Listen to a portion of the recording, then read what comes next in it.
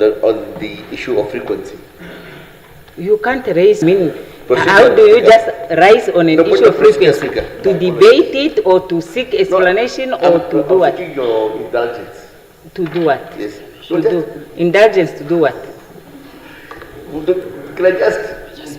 No, I'm asking you. The rules say the presiding. Speaker. Point of procedure, Speaker. I'm trying to. Yes. Okay. Then that's a point. Point Okay. of privilege. Yes. Thank you, Speaker. Speaker, if we are to because if we don't want to go back and forth, we are here. The point of the question here is a per question, meaning that if I have 3 questions, I only get to ask 1 question per 3 minutes. So I cannot. So you are debating now. No, I'm not debating. It's here per question. It's not. It's here. It's written there. I'm not the one making the. I'm not reading. I'm not making things up. It's there. Written there. Okay. Can you sit down so that I can answer? No. How can I finish? Okay. So is it a question you are asking, or you are putting up some debate? Yes, and then the word goes to frequency. Frequency in the Oxford Dictionary, it explains it as that is the number of time-specific event or a particular issue occurs. Now, occurrence means that now, if I, like now what I did earlier, I asked 1 question within 3 minutes, that was one. So now I come again, second question, 3 minutes, in one sitting. Okay, so may you now take a seat? You have expressed your view. I now make a ruling that, honorable member, you are wrong. The interpretation in terms of rule 6, in terms of rule 6, the speaker may make rulings in applying and interpreting these standing rules, sessional orders, or any directive or guidelines approved by the Standing Committee on Standing Rules, Orders, and Internal Arrangements. Any presiding officer may make a ruling on a point of order in any matter before the House.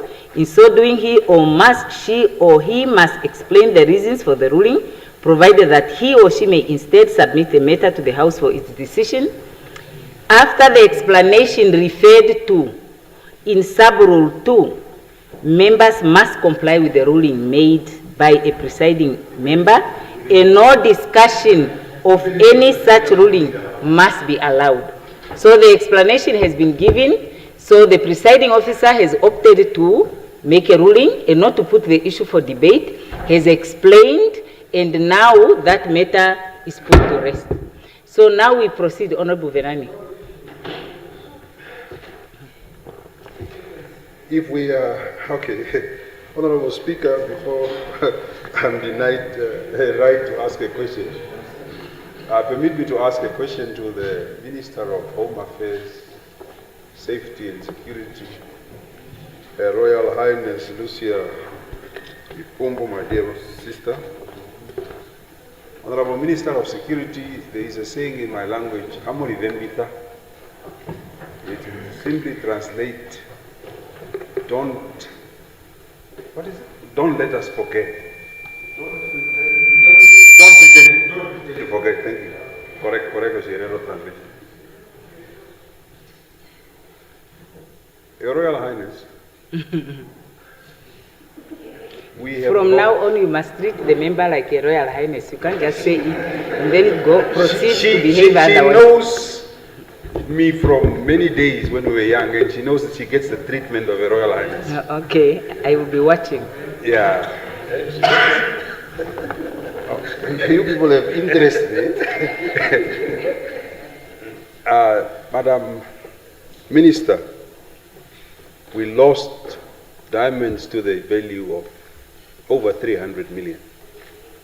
I've been seated here waiting for you to come with a ministerial statement. We were told 40 million worth of diamonds were recovered. Typical Namibia with corruption. Now we are quiet with the diamonds. Where are we with this case? There was an accusation made by Namibia that the G4S, that's the correct name. G4S is responsible for the 250 million worth of diamonds that is missing. G4S has denied that they are responsible. Now the case of the Namibia heist, the biggest diamond heist in the country, Chupstel, we are all quiet about it. What is happening? Amuri Dembida. Okay, Honorable Minister of Home Affairs. Thank you very much, Honorable McHenry Benani. It's not a matter of us revamping that. But the case is still ongoing. The investigations are continuing. We are receiving reports, of which you know security reports are classified. And up to until when they are ready for public disclosure, we will update the nation. But as at now, the investigations are still continuing. Thank you. Honorable Mulunga. No, it's Honorable, is it Honorable Murunga? Okay. Is it Honorable Hengari or Honorable Mulunga? Oh, okay. Honorable Mulunga. Thank you very much, Honorable Speaker. I'd like to pose a question to the Honorable Minister of Health and Social Services. Honorable Minister, it was last week or 2 weeks ago when we were discussing during the budget about redirecting funding that is meant for the central medical stores. And the Honorable Minister informed us in this House that the ministry has opted to go and rent at Ramatex. But now today in the media, we are reading about the tender that has been cancelled. We are reading about concerns from Global Fund, and they also do not know about the commitment of their funding that they have given to construct the central medical stores. And it seems now there's a confusion that is happening. Are we now constructing the central medical stores, or are we renting at Ramatex, as per the information that the Honorable Minister has told us in this House? So can the Honorable Minister please clarify as to what is going on, what are we going to do, and also clarify with the donor funding, because we don't want to lose this big amount that has been given. And I'm sure it is with strict conditions that it cannot be redirected to renting, because it was given for the purpose of constructing the central medical stores. Thank you very much.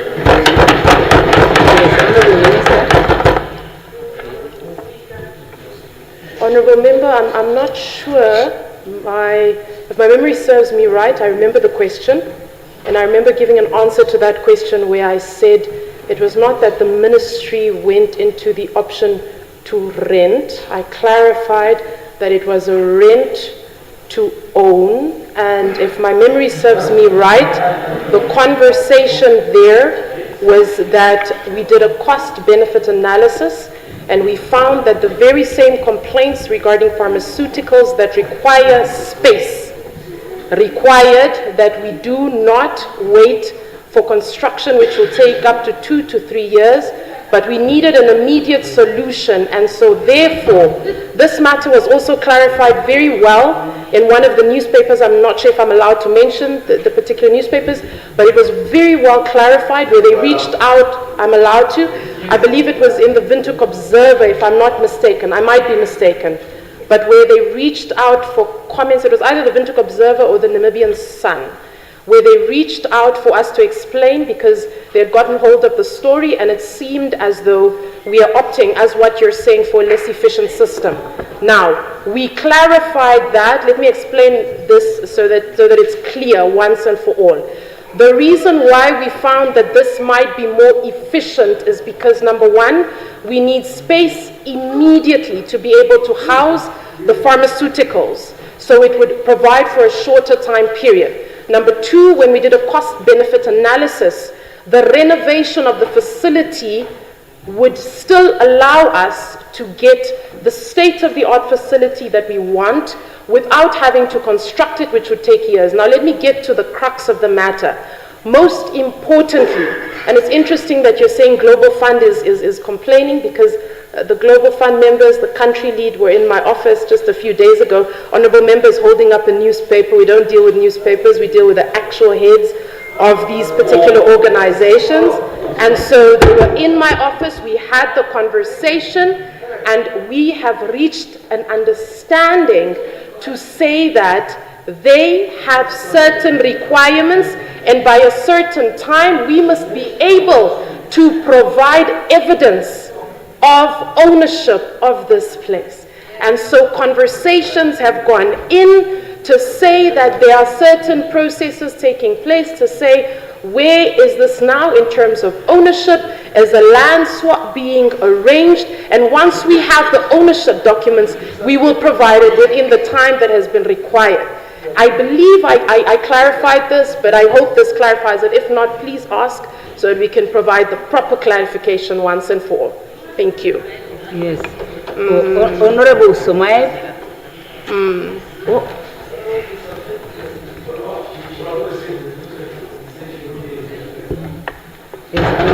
Thank you, Speaker. My question goes to the Minister of Urban and Rural Development, Honorable James Samkwasa. I'm glad that you are around today. Oh, welcome. Welcome back. Yeah, it's about the criteria that we are using to upgrade local authorities. Yeah, for a long time, there are towns like village councils like coming up who is seeking for upgrading. So I want to know the type of criteria. And on the other hand, until when will be the towns like Osakari town councils, Ondangwa town councils, Ongodiba town councils become municipalities? It's now yes. Or is there a method to fund these towns from the national budget for their operations? So I want to hear what criteria are there. Because I'm sure that by now, Osakari is supposed to be a municipality. Same with Ondangwa and Ngodiba. Small towns like Oganja or Maruru are municipalities. So I want to hear the criteria in this. So I submit, Speaker. Yes, thank you. Now, yes, honorable members, I just wanted to say, because I can see I have one, 2, 3, 4, 5, and I have been listening to the questions. I decided to show flexibility today, but I'm going to make a ruling that would last the whole session, actually the whole term of our sitting. Yes, to say that, listen, honorable members, before I give the floor to the honorable minister to respond, the rule that I just read out now said all questions must be notified, and that the questions may only be asked without a notice if leave is given by the presiding officer on the basis of discretion. There must be a reason, there must be something in the question that says this question cannot wait. But what I have observed is that the honorable members have realized that they have created this. Yeah, this is like 300 questions. No, don't even make the chair to change her mind. Yeah, so we have created this because every day we come here and we ask more questions than do any other thing in this house. And now, because we realize that we can never get to the end of this question paper, we now want to take a shortcut and we put our questions as agent oral questions. So be warned, honorable members. The presiding officer will now start to strictly apply, or you may not interrupt the presiding officer when they are making a ruling. You may not interrupt. Honorable member, you will take your seat until the honorable presiding officer has finished making a ruling. And what I want to say is that the rules, and not the speaker, says the questions must be notified in writing. And from now on, that rule will be strictly applied, because the majority of the questions that are asked orally are not qualified to be asked without a notice. Like this one that is posed to Honorable Minister of Urban and Rural Development. That notwithstanding, I will allow for today as a last, so I will start listening today. Any question that is not passing the agency criteria will not be allowed. Now, Honorable Samkwasa, it's a flexibility that the presiding officer has. Thank you. Yes. Thank you, and the honorable member usually is very, very courteous. I hope the question, yeah. the person who asked you the courteous. question is So I okay give to him the listening. courtesy. Yes. Unfortunately, Honorable Speaker and the members of this dear House, there is nothing urgent about the question asked. Nothing is urgent. If the Honorable Member wants to pose a question, we shall go into details what leads to the establishment of a town. Town, from a settlement, how do you become a town council, how do you become a village council and a municipality, what are the criteria? Please put your question in writing, we shall provide an answer, but for now, nothing is urgent to your question. Honorable members, you see, I cannot really compel the minister to answer there because I'm also not able to establish what makes this question to qualify for agent oral. And what I must emphasize is that an agent question is not necessarily one that is just important. Something can be very important, but it does not qualify to be asked without a notice. Now, honorable members, I will proceed to Honorable Karonda. Okay, I'll get the gist of the point of privilege. Honorable Karonda, please take your seat. And then I'll get the gist. No, he asked for the point of privilege first. No, you didn't ask. You rose that time I was on the floor. Honorable member, maybe I must look for that rule. If the honorable member want to make a point of privilege, it is not done while the presiding officer is talking. Yeah, so the rule prohibits that the presiding officer is interrupted. But when the presiding officer is done, the honorable member can now ask for a floor to make a point of privilege. But I saw the other honorable member first. So if you like to come later, I will give you the floor and I will listen to your point of privilege. Now the honorable Kambara can continue. Speaker, we see your ruling, but mine is more for you, perhaps for you through the Prime Minister. Okay, what point is that you are raising? Point of privilege. I'll get the Speaker. I'll get just allow me to learn, please. That the ministers, when we ask questions, we are not doing anybody a favor to ask a question or seeking answers, not a favor. Honorable member, you are out of order. I'm getting there. What you are saying is out of order. Just allow me to speak. No. You can speak, but you may not say things that are out of order.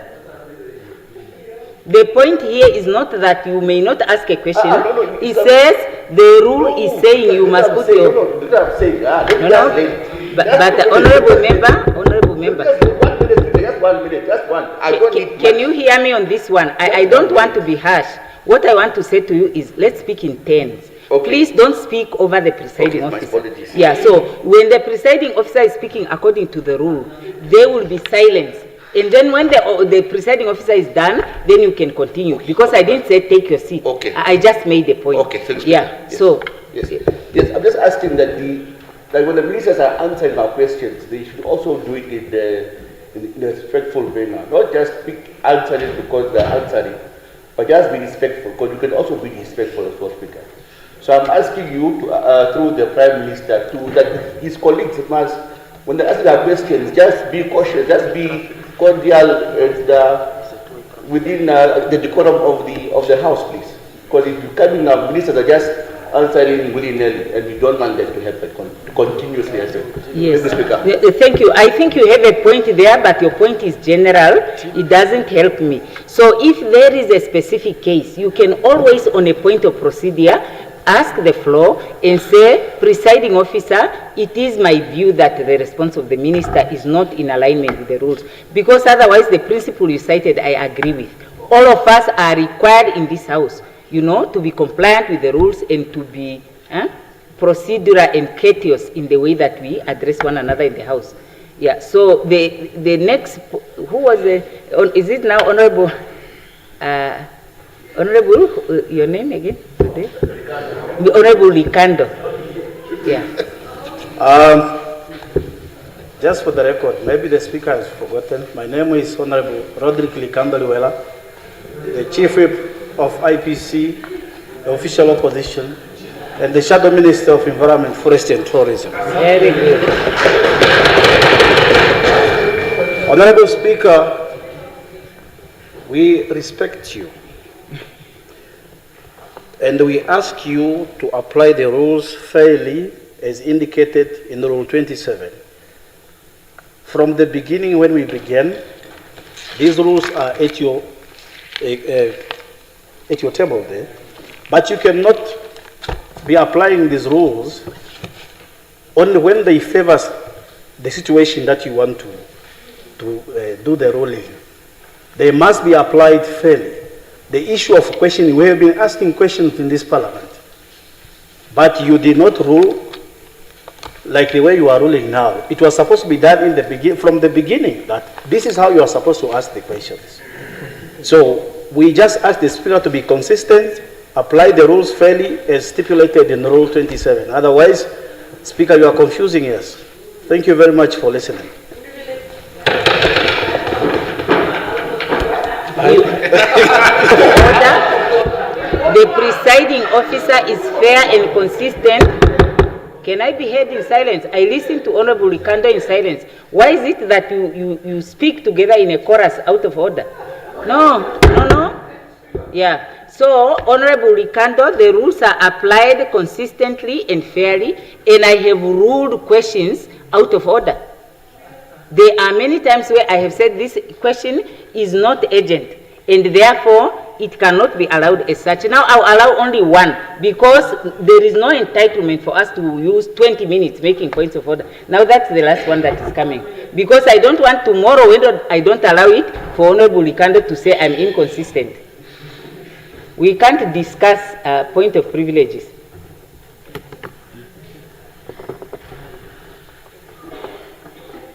Yes, thank you very much, Right Honourable Speaker.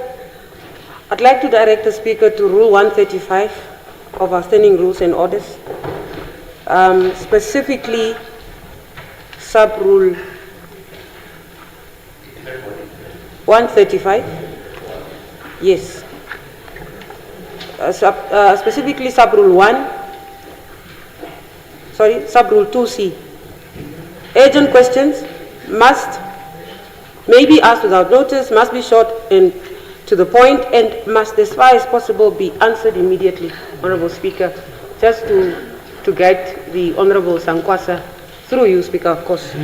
Yes, you are correct, Honourable Member, that the urgent questions, and the word I underline is urgent question. When a question has been ruled not to be urgent, then it cannot be answered immediately. It has to be notified. And I have agreed with Honorable Sankwasa and have ruled that question not urgent. So it's not unknown. So now, having said that, Honorable Members, it's now a time for break in the House.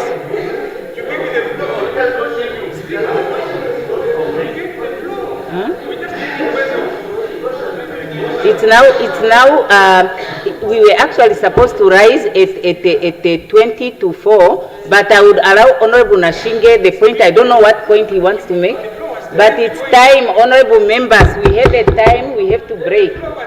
Yeah, no, he said it's a point of privilege. Honorable Members, you cannot argue with the presiding officer. Honorable Thomas, you cannot argue. When a presiding officer has made the ruling to give a floor, you can't argue. I don't know now what you are saying. Should I ask him to sit down so that you can speak, or what? It cannot happen like that. The Honorable Member has the floor, and he would now have his say. Thank you, Speaker. I really just wanted to remind us, as children of this country, that today marks 121 years since the evil and demonic Lothar van Trotta ordered the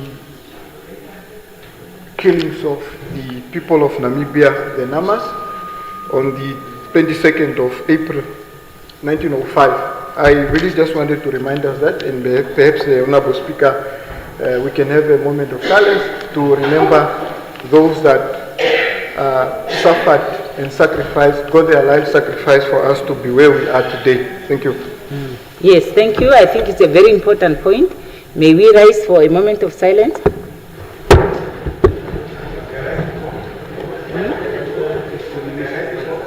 For the victims of the order, from the order of von Trotta.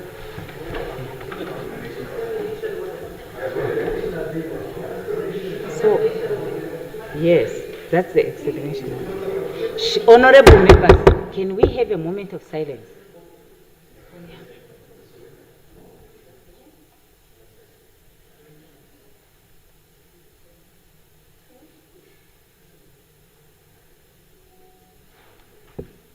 Thank you. We may take our seats. Now, interestingly, I was hearing questions there, but I don't know whether I should answer the question because those questions are an indictment on us. Because if our young ones are asking who is Lothar von Trotha, it says something. So it says that really we must look in our history books. We should maybe try to find another way of discussing these issues so that we have an honorable member. The matter is so serious. I thought everybody would be looking so sober. Yeah, to say the truth, if we had all thought about it earlier, we were going to say let's even be dressed in black or white, victory or whatever we decide. But today we were really supposed to, to act like it's that day when we are reminded of it. No, please don't quip in when I am making a ruling, honorable member. According to the rules, the presiding officer can name a member, and after that, the member can be referred to a privileges committee. So I don't want really us to spoil this moment. So the honorable member drew our attention to the fact that this is a day, those years ago, when this person, inhumane, and I don't know what other words to use to describe him, made that order that resulted in the genocide against our people. And it's a day of soberness. It's a day that we rededicate ourselves to the ideals that those ancestors died for. And we try to take this country to the destination that they wanted it to go to. Yes, the struggle continues. Very good. Yeah, now, honorable members, can we have a break now of only 10 minutes? Because we have now used up our time. In fact, we were supposed to do this express thing if Honorable Ims had told me earlier.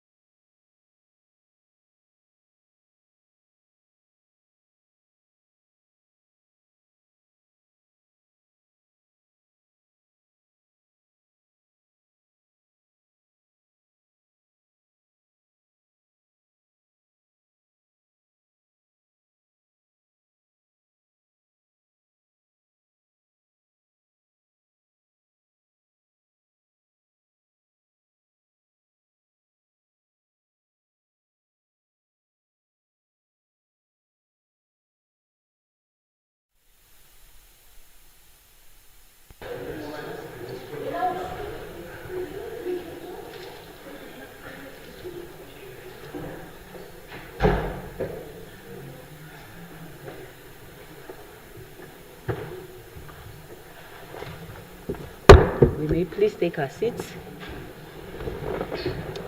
Okay, now we have a few more honorable members on the list, and we note that we are really spending a lot of time on the routine of the day. Honorable Karonda is next. He's not here.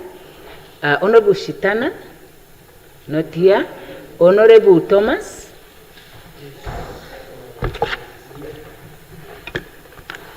Thank you very much, Honorable Speaker, Honorable Members, good afternoon. My urgent question to Dr. Lubindao. We don't put you on pressure, but we are asking you to help. Dr. Lubindao, there is a report, even today, I think it was also said here in the Parliament, that hospital, their lack of this anesthetic, that is whether injection or so on.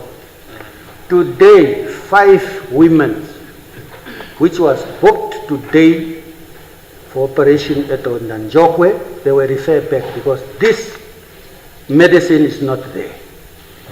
Now my question, these people, they were,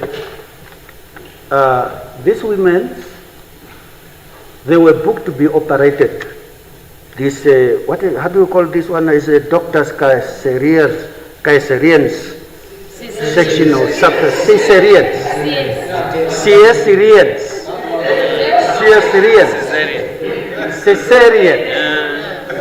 That is correct. Yes. I'm not a teacher, I'm a preacher. So now, since last week, this medication is not in hospital. And these women, they were booked for operation today, but this medicine is not in hospital. This is urgent. Need the doctor to intervene. Doctor cannot send people back home who are in pain. Why can't they not refer the patient to the next hospital? Now what will happen now if that person go and die at home? So that is maybe a bit of clarity there. Okay, Honorable Minister of Health. I agree that these anesthetics are very important. The one particular that I'm aware of is propofol. Now, I wish to highlight 2 things from that circulating release. It's unfortunate that I wasn't in the House when it was previously asked, but just to set the record straight. This is particularly the cases that were cancelled are elective cases and not emergency cases. Now, the reason I'm clarifying this is to say we do have certain anesthetics in stock, including ketamine and the rest. The propofol is the preferred agent for certain operations, and in this particular case for elective surgeries. Elective means these are non-emergency cases.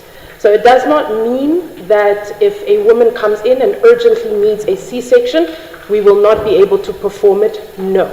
We are able to perform emergencies.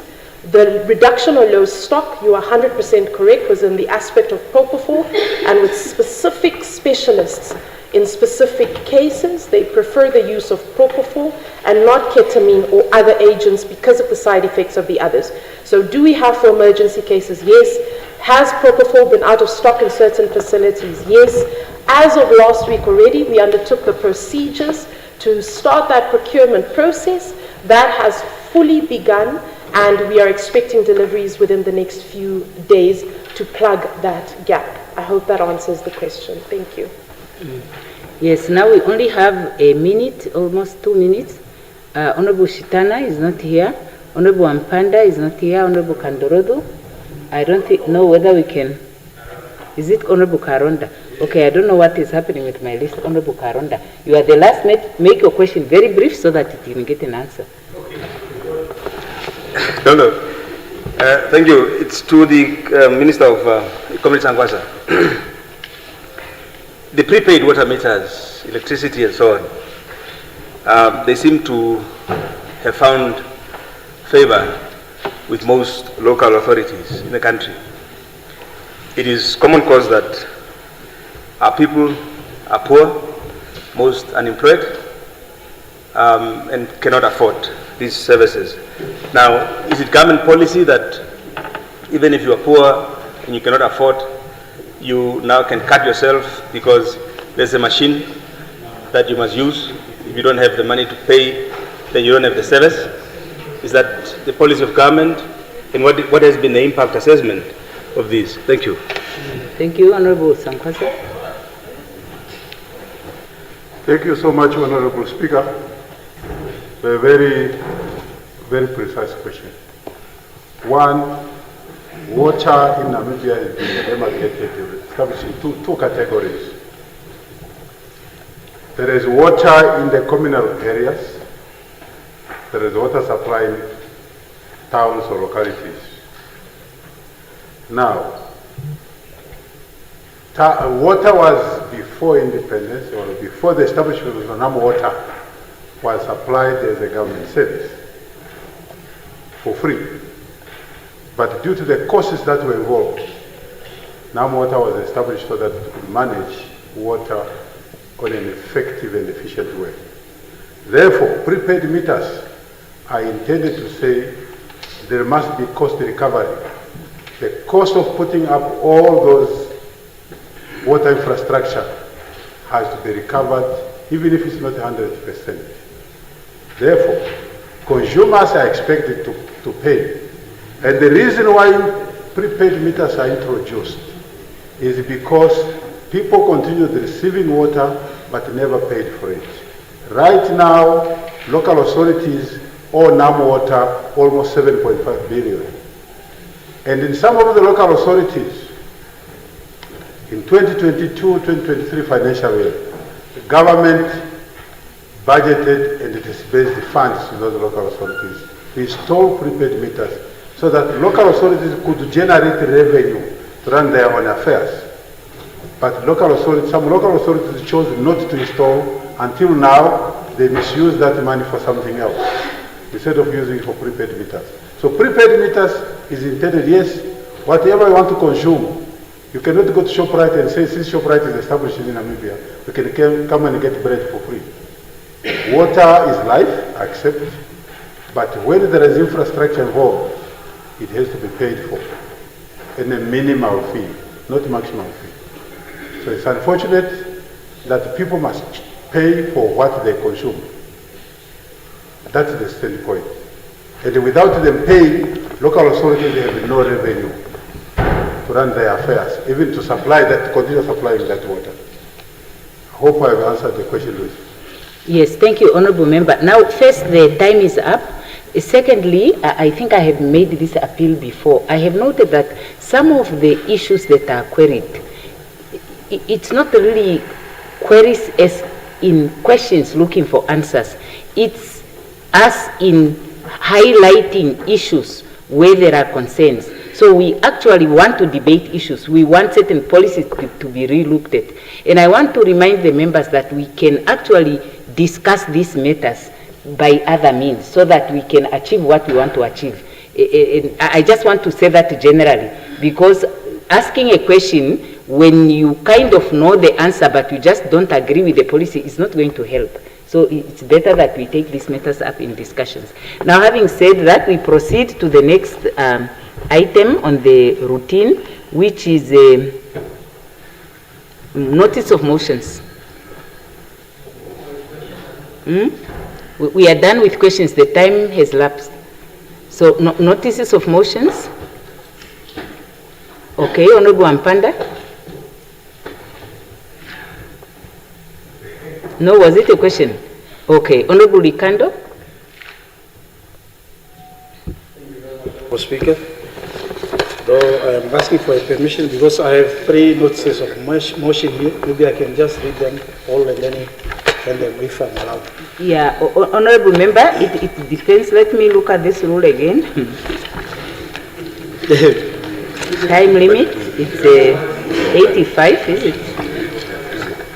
85. So, motions, once. So you move one motion, Honorable Member. One, yeah. at a time. Yeah, once. You have one chance to move a motion. So you can't have 2 or 3 or 4. Okay, thank you. Ministers, when they have two bills, just once. Yeah, it depends on what is in here. Because like I say, this is not a determination of the presiding officer. It's a prescription of the House as reflected in the rules. Yes, we agree. Yes. So even ministers, just one. No, now first you are out of order, Professor, because you are speaking from a seated position. Okay, thank you. And it's not a tit for tat, you know, it's about what is prescribed here. Yes, Honorable Rikando. Thank you, Honorable Speaker. Yeah. I move without notice in terms of Rule 124H, read together with Rule 761D of the Standing Rules, Orders and Internal Arrangements, that leave of absence be granted to Honorable Rodney Klulte as from 26 to 30 April 2026. I so move, Honorable Speaker. Yes, the Honorable Member may please table the motion. Yes, Honorable Karupu. Thank you, Honorable Speaker. Honorable Speaker, I move without notice in terms of Rule 124H, read with Rule 76, Sub-Rule 1D of the Standing Rules, Order and Internal Arrangement, that leave of absence be granted to Honorable Feni Tuchawi from 28th to the 30th of April 2026. I so move, Honorable Speaker. Yes, please table the motion. Yes, Honorable may table the motion.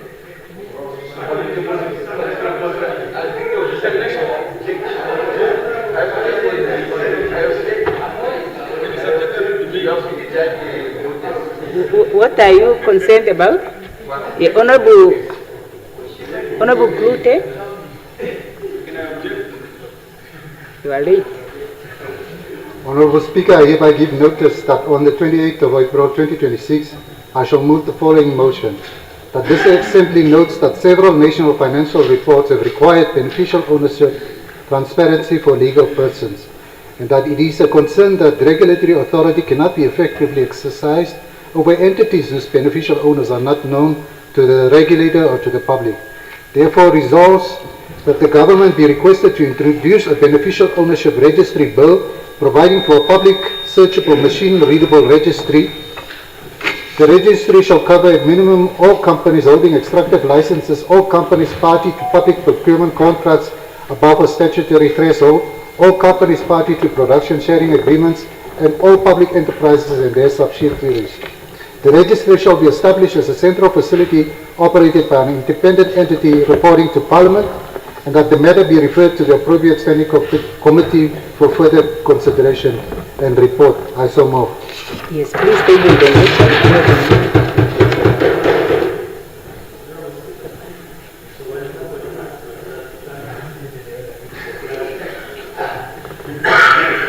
Does the PM want to rise on a point of what? Point of order or point of?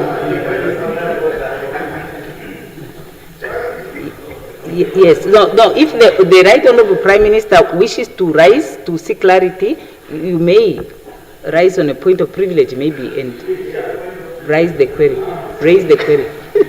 No, I just wanted to make sure that I understand the honourable member's motion. It sounded as if, and he can correct me, something pertaining to beneficial ownership. That is now the companies.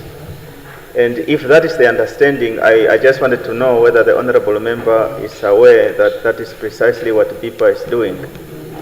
And if that is the case, and the honourable member is saying something impartial or something independent, is that now to take it from outside government and have it be regulated outside? And if that is the case, under what legislation would that be done? It's just a clarity I wanted to find out. Yes, Honourable Klute, would you like to say something on that? Speaker, by your advice, we keep the notice of motivations very short. And most likely the PM didn't hear very correctly, but we will discuss that when I know.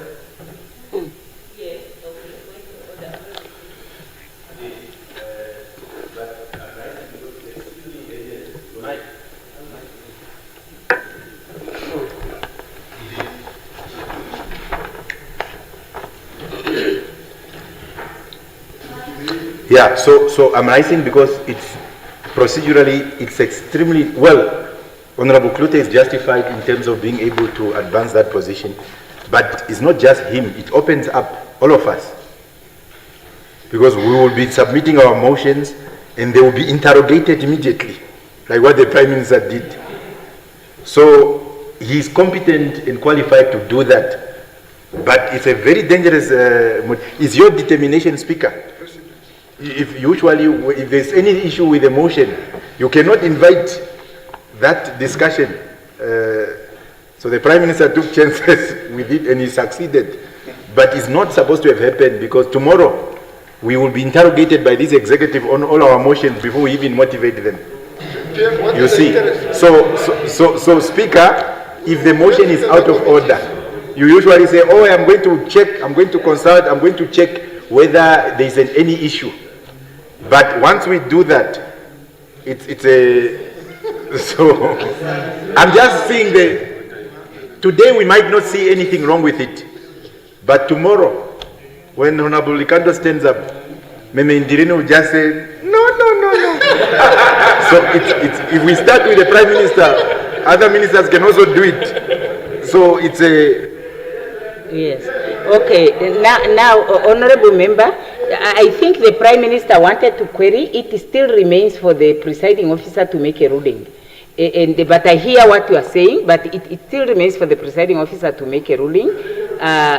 No, Honorable Member, just calm. So let the Honorable Member finish so that I can make a ruling in that regard. Yes. The words out of my mouth, what I wanted to say, it's up to the Speaker to determine. Yeah. If I was allowed the chance to just finish, I would have.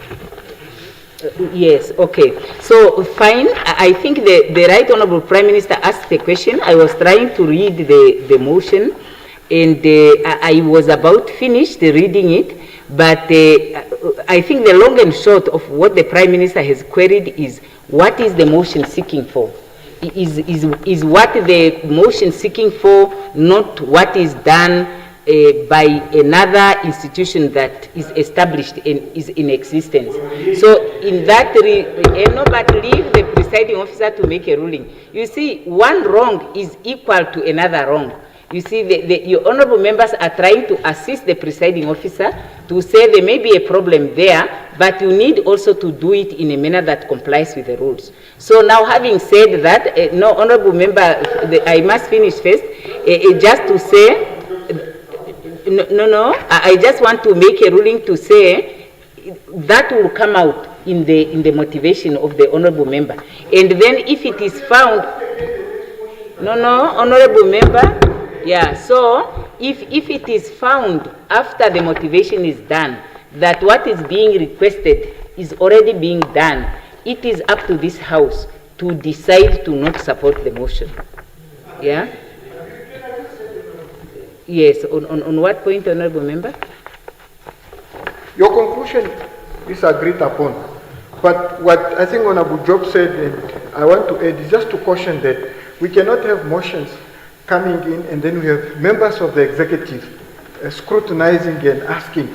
I think that is very dangerous. Let the relevant body within the House be the one to do that, because it will go to the committees.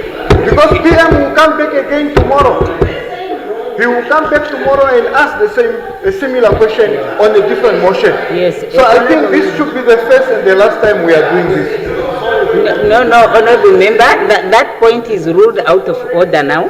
That point is ruled out of order. Members of Parliament are members of Parliament first and foremost, before they are anything else. The only time that the members, honorable members, you see, separation of powers does not mean that members of cabinet do not have the same right that other members of Parliament have. They all have the same right. But the only time, honorable members, the only time that a separation comes is when the questions provide for the members of Parliament, non-executive members, but even executive members, to ask questions to specific ministers on issues related to their sector. That is when a minister then is treated as a minister and not just as a member of Parliament, and then they have now to account to the House. But I have made the ruling already now. I have explained I have explained to say, yes, when a member of parliament, whether they are a cabinet member or not a cabinet member, feels that the matter that is being queried by another member is already clarified somewhere, they have to wait until it's time for them to make that contribution. I have made that ruling, and you have all said that you are in agreement. So may we now proceed, honorable members. The next person is Honorable Mouton, and he has the floor. I move without notice in terms of Rule 124H, read together with Rule 76(1)(d) of the Standing Rules and Orders and Internal Arrangements, that leave of absence be granted to Honorable Bertha Nifikwa as from 22 April 2026 until further notice. I so move, Honorable Speaker. Yes. Questions? Yes.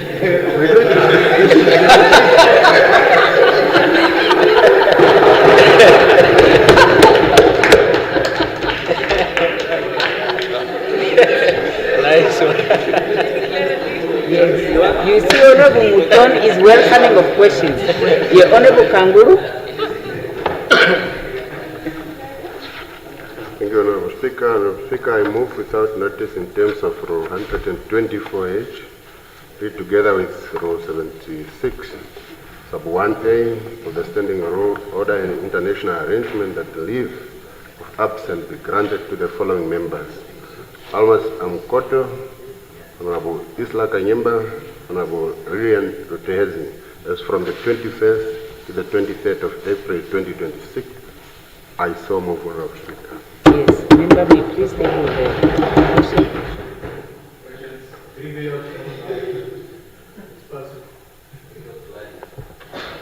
Yes, and ministerial statements? None. Reports from the Committee of the Whole Assembly and consequential proceedings? Then orders of the day. The Secretary will now read the first order of the day. Resumption of debate on second reading, Public Enterprises Governance Amendment Bill. When the Assembly adjourned on Wednesday, the 12th of November, 2025, the question before the Assembly was a motion by the Right Honorable Prime Minister that the bill be read a second time. Honorable Shifeta had the floor, and he may now continue.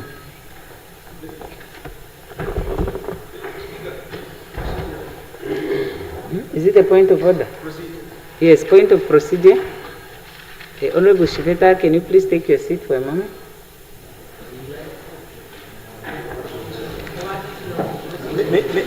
Maybe my fellow members understand what has just happened, because I was prepared to and ready to contribute to the, what was it? The mental health bill at committee stage level. And I see on the order paper it appears nowhere. Yes.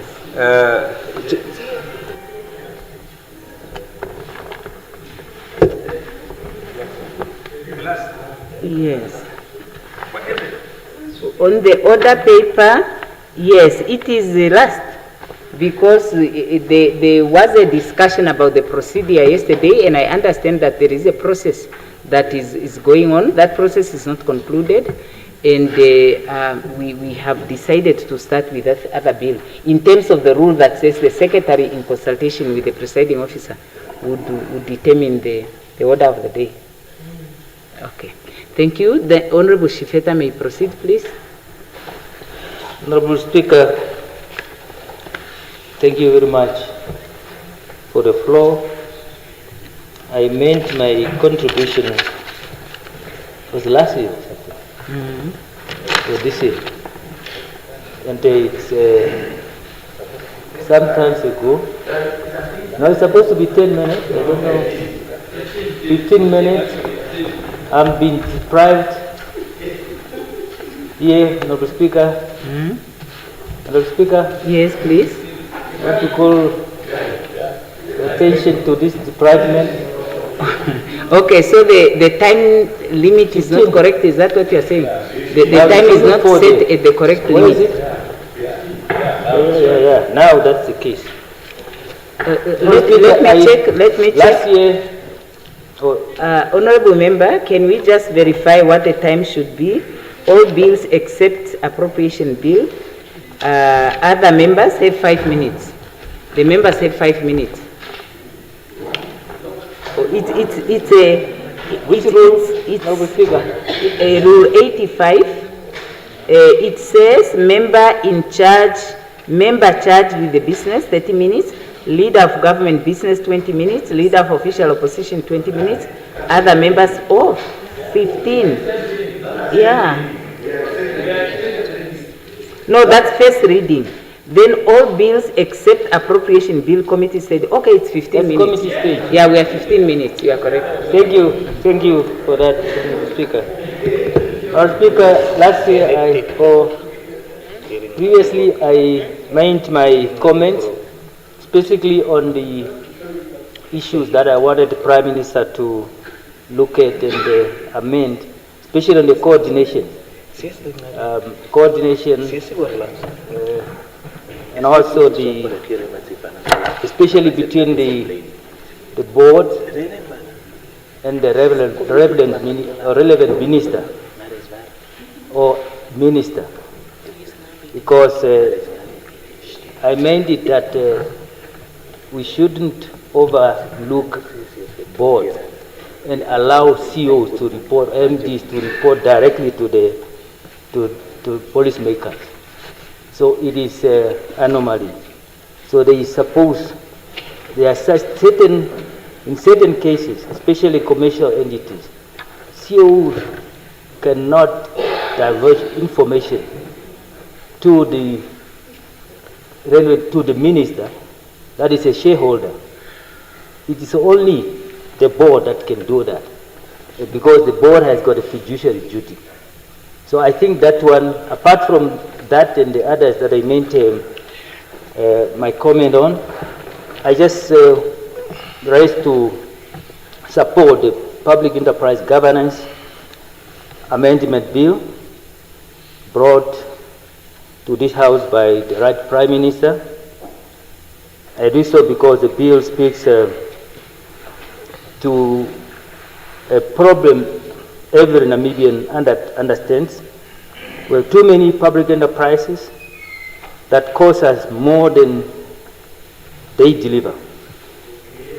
I'm content this bill reinforces the Principal Act in governance practices of our public enterprises with aim to deliver on their mandates. Honourable members, the issue is not that we lack talent. It is not that our board or our ministers do not care. The issue is structure and lack of compliance. For too long, ministers and board have operated without sometimes a clear understanding and enforcement framework for coordination. And I see that there's an attempt to fill up this lumina.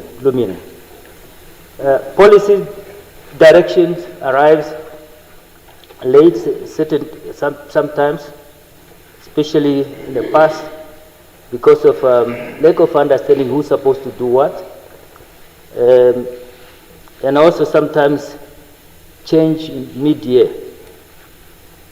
Boards appointed but not properly monitored, or no compelled to perform accordingly. A CEO answers to two ministers, and sometimes it's satisfied neither. And we experience that. The result is paralysis, and the taxpayer funds that paralysis. This bill corrects that anomaly. Let me highlight 3 reasons why the House should pass this bill, this amendment bill. First, it clarifies who does what in terms of board appointments. Clause 8 to 13 of the bill draws a clean line between the relevant minister or minister and the board. The relevant minister sets national policy, approves the strategic business plan, and evaluates outcomes. The board translates policies into commercial strategy appoints the CEO and it drives performance. No board should decide national policy. This ends the blame game and creates space for accountability. Second, it institutionalized coordination. Clause 25 introduces the coordination between the minister or relevant minister and the prime minister. This is a very statutory requirement. I think that needs to be in place. Honorable Speaker, good governance is not accidental. It is scheduled. This mechanism replaces corridors institutions with transparent engagement. It means decisions will be timely, documented, and binding. Third, it enforces performance. This bill makes governance agreements and the performance agreements mandatory with the measurable financial and service delivery indicators. If any enterprise requires a public service obligation, Treasury must fund it explicitly. If it does not, then the enterprise must stand on its own feet. We cannot preach commercial discipline while practicing soft budgetary constraints. This bill gives the board the authority to manage and the responsibility to deliver. Honorable members, some will ask, does this bill weaken ministerial oversight? No. It strengthens that oversight by making it strategic instead of operational.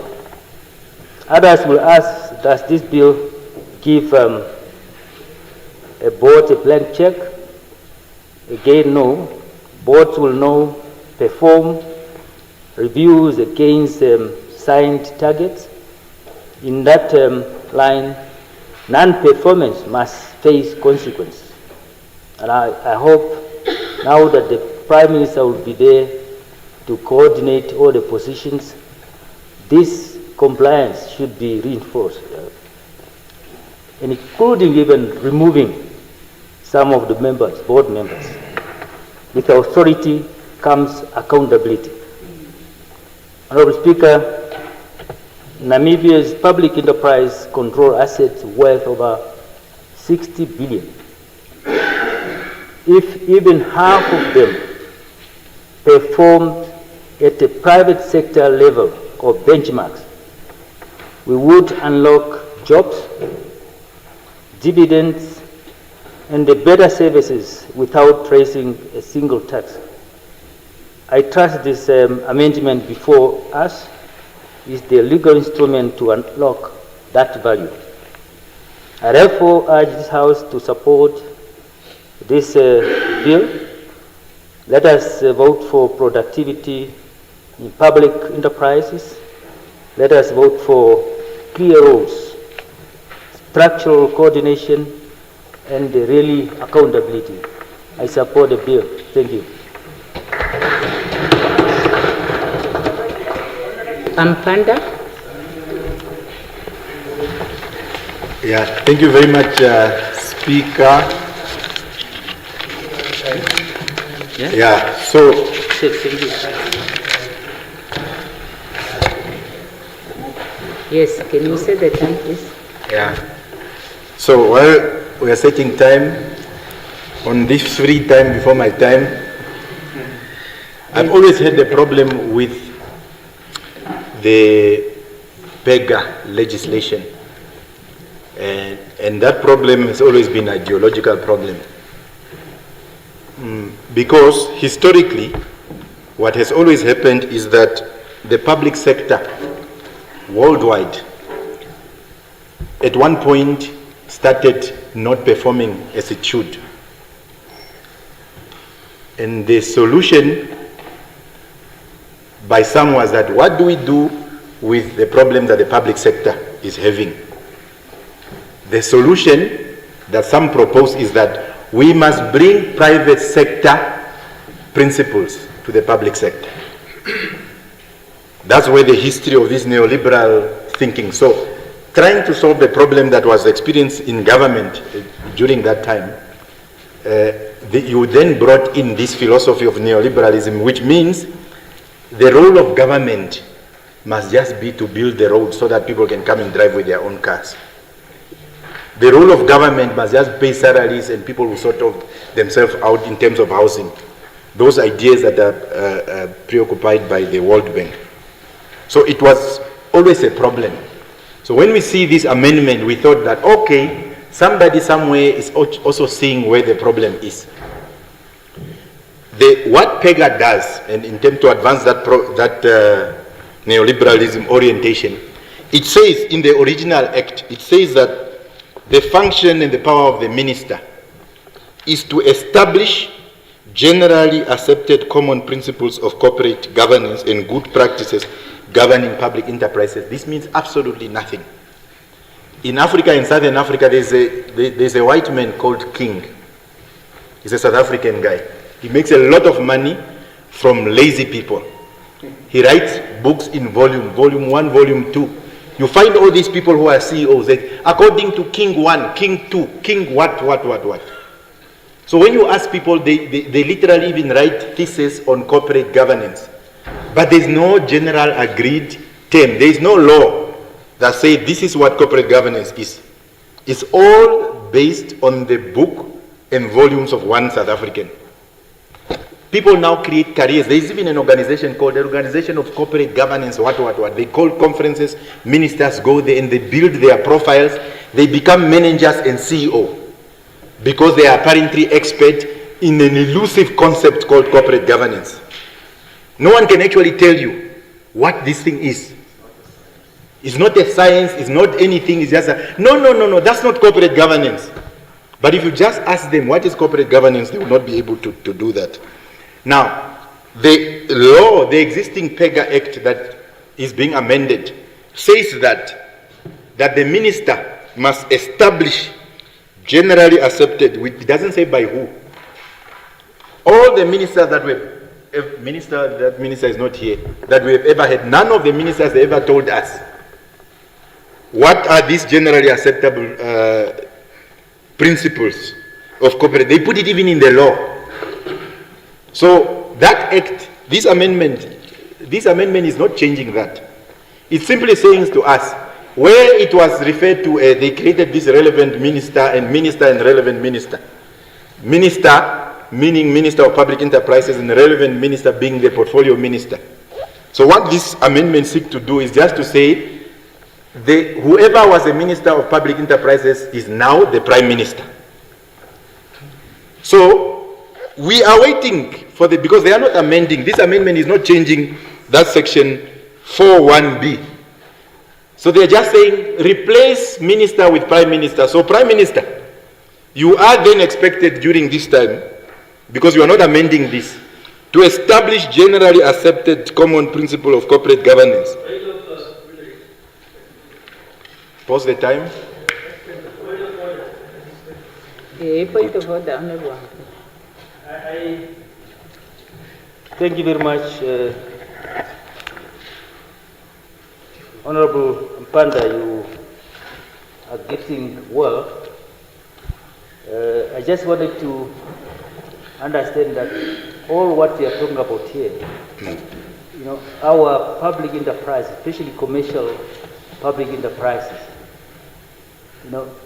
if you look at the Companies Act, all these are structured there.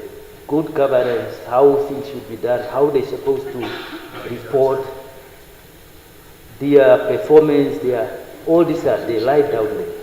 That's where we drive our principle in this act from there. Okay, wonderful.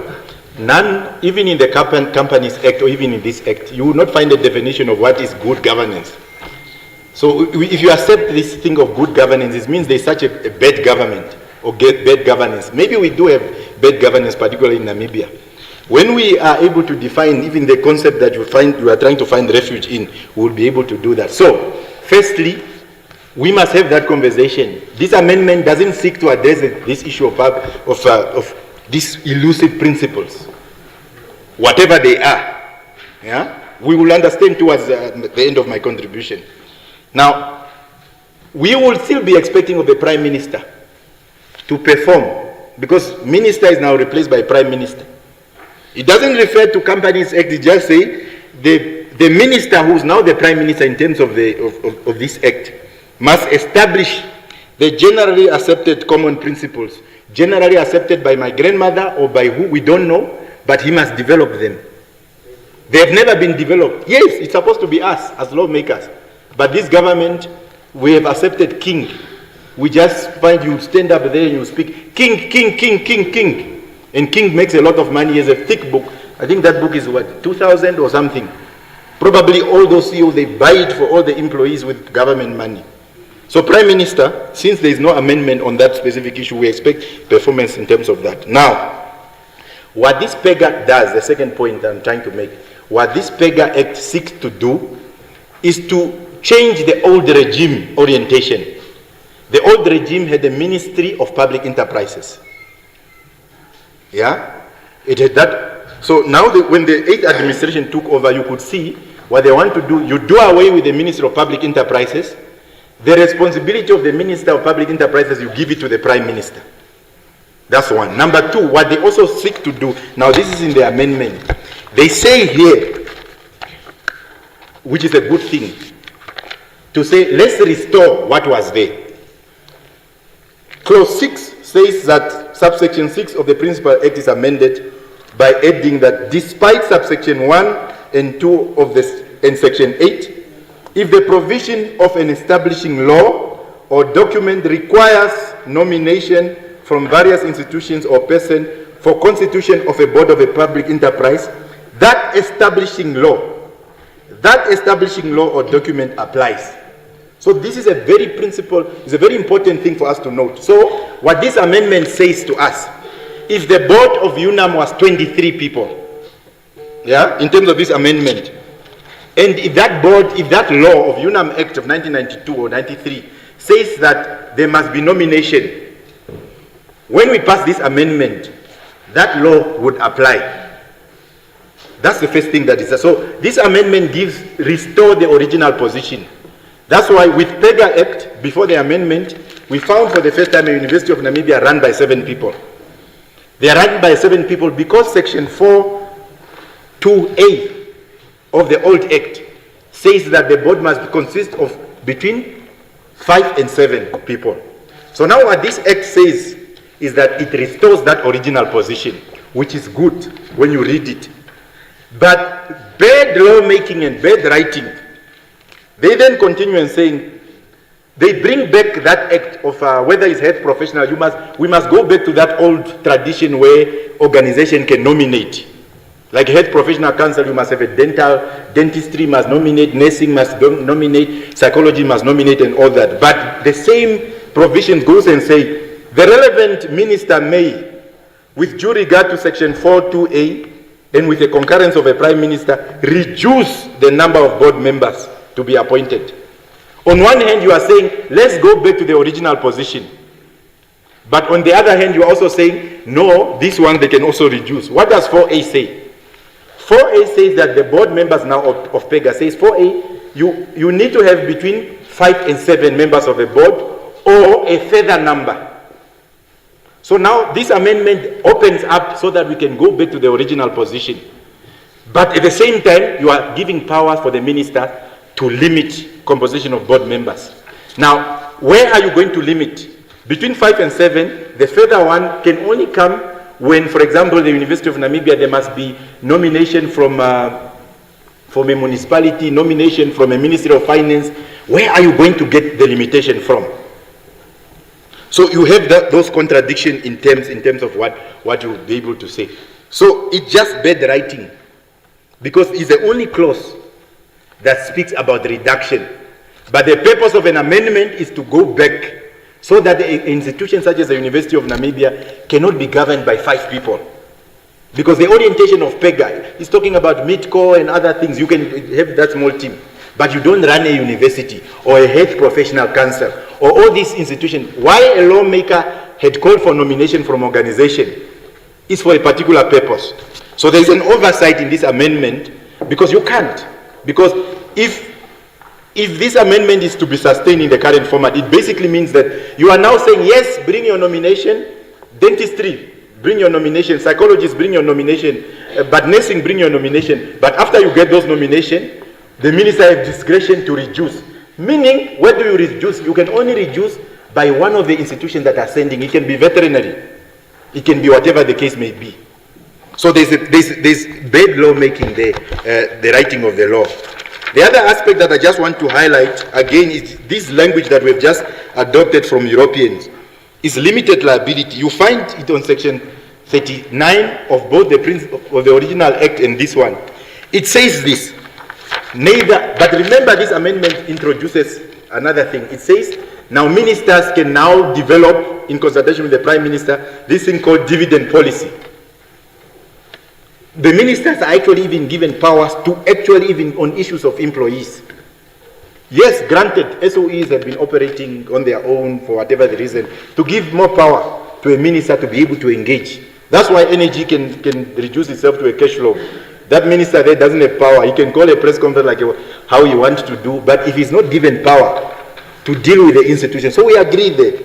But you are now giving ministers power to interfere, to propose dividends, to even discuss issues of investment.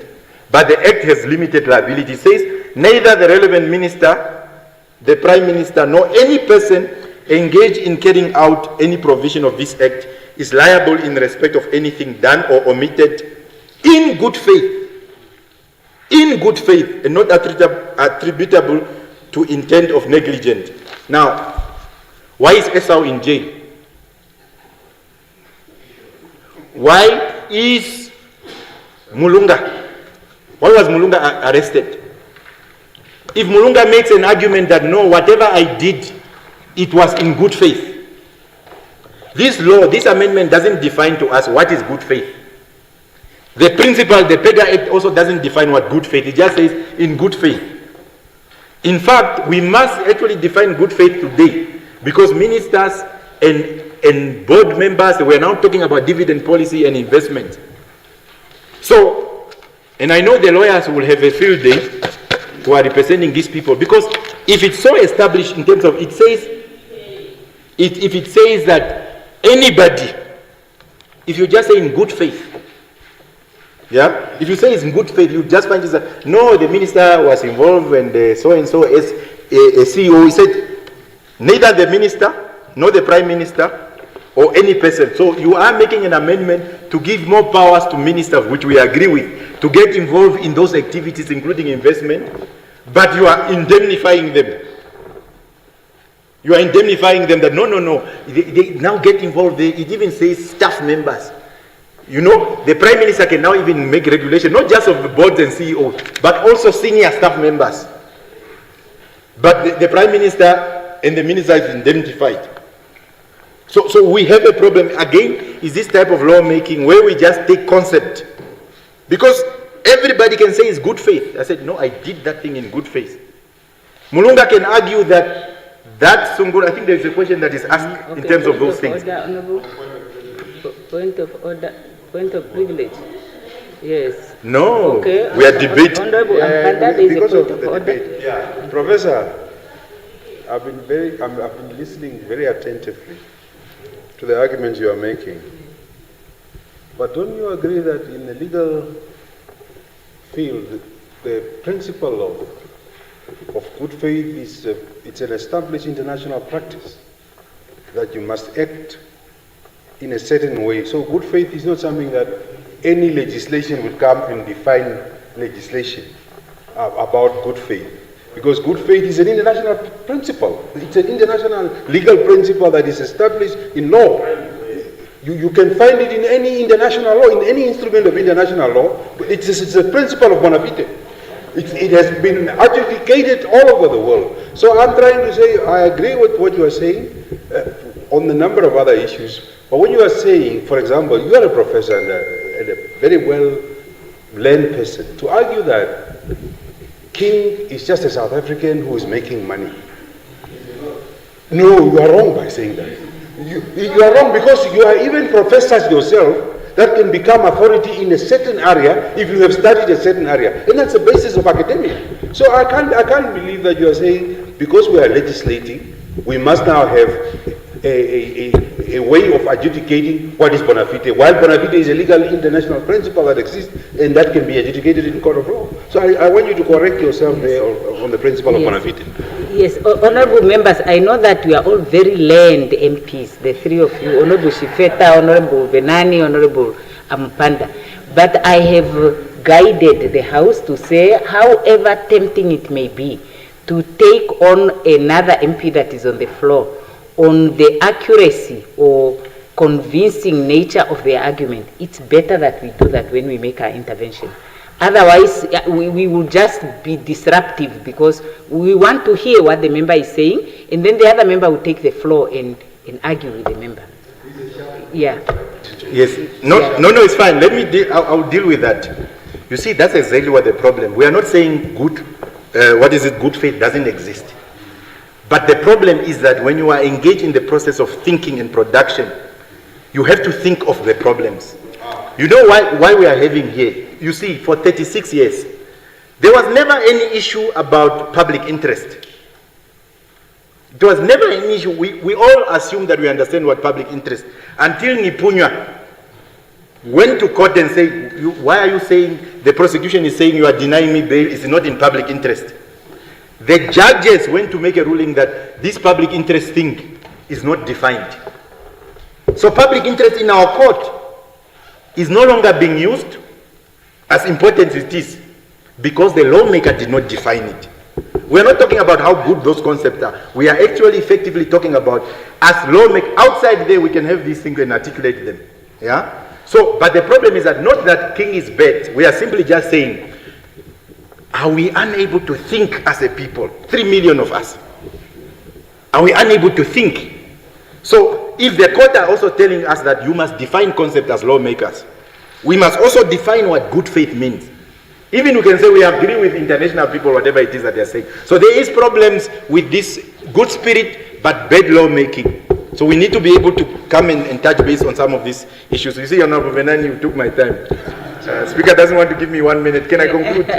Okay, only one, but please. Only 1 minute, yes. So what is it that we are finding with this amendment? This amendment does good things, but it ignores a lot. You are going to have another problem because Section 41, this PEGA thing, when they crafted it because they wanted to take control, they crafted the law and they put Section 41 that says, if there is any conflict in any future, any conflict between the PEGA Act and all other laws in our country, PEGA will take precedence. You find it in Section 41. But that section is not being amended. So I guess maybe the idea is to accommodate the changes in government, but there are more problems that we have with PEGA, and we are not attending to them. We can be sympathetic in these 4 seconds that I have. We can be sympathetic with the amendment, but we must qualify that the amendment is not necessarily sufficient for us to solve the problems that we have. You will see, for example, the non-commercial public enterprises. You see, PEGA, these principles of corporate governance and then corporate citizenship and what do you then say of the National Heritage Council of Reverend April? Yeah?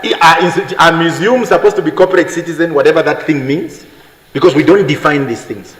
So there's a lot of amendments because all of a sudden, even universities are apparently public enterprises and corporate, and universities an enterprise. We call a university an enterprise. We call a museum an enterprise of the public, whatever that means. So let's define the concept, whatever it is that we mean, so that we don't have judges telling us that that concept is not applicable. Thank you. Very good. Honorable Mashindange.